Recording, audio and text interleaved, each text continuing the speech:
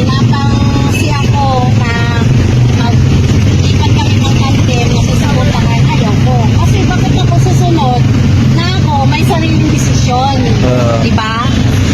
Tsaka yung babayaran ako noon na... May magbabayad daw sa'yo? May magbabayad sa akin. Antay kalinga. 20,000 a month. Oh. Wow. Oh, diba?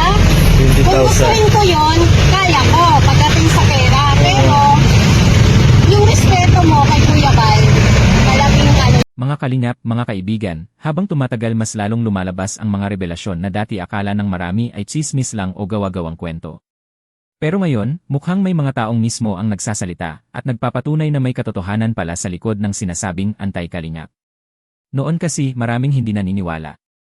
Sabi nila haka-haka lang daw, gawa-gawa lang para magmukhang kawawa ang Team Kalingap. Pero paano mo ngayon tatawaging fake kung mismong dating beneficiary at mismong vlogger o reactor na ang nagsasalita? Ayon sa kwento ng dating beneficiary, nang umalis daw siya sa Team Kalingap, agad siyang nilapitan at kinausap para sumama sa grupo kapalit ng paninira sa dating tumulong sa kanya. Isipin niyo yun ha, imbes na hayaan na lang sana ang tao sa sariling desisyon niya, may mga gustong gamitin pa ang galit o sama ng loob para lang makagawa ng intriga laban sa Team Kalingap. At mas matindi pa, pati vlogger o reactor umano ay inalok daw ng malaking halaga buwan-buwan para lang manira sa kanilang mga live. Grabe no? Kung totoong walang inggit at walang kompetisyon, bakit kailangan pang gumastos ng ganun kalaki para lang pabagsakin ang ibang tao? Dito mo talaga makikita na hindi lahat ng laban sa social media ay tungkol sa katotohanan. Minsan may halong impluensya, minsan may halong interes, at minsan pera na mismo ang ginagamit para baguhin ang opinyon ng publiko.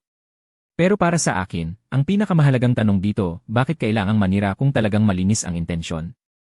Bakit hindi na lang hayaan ang gawa at serbisyo ang magsalita? Kasi kung totoong mas lamang ka sa kabutihan, hindi mo kailangan bumili ng tao para sirain ng iba. At alam niyo mga kaibigan, mahirap sirain ang isang grupong maraming natulungan na sa totoong buhay. Pwedeng gumawa ng issue, pwedeng gumawa ng intriga, pero yung alaala ng mga taong natulungan, hindi basta mabubura yan ng paninira. Kaya sa mga nanonood, maging matalino tayo sa pakikinig. Hindi porket maingay sa social media ay sila na agad ang tama. Tignan natin kung sino ba talaga ang may gawa, may resibo, at may totoong malasakit sa tao. Dahil sa huli, ang katotohanan kusa talagang lumalabas kahit gaano pa ito katagal itago.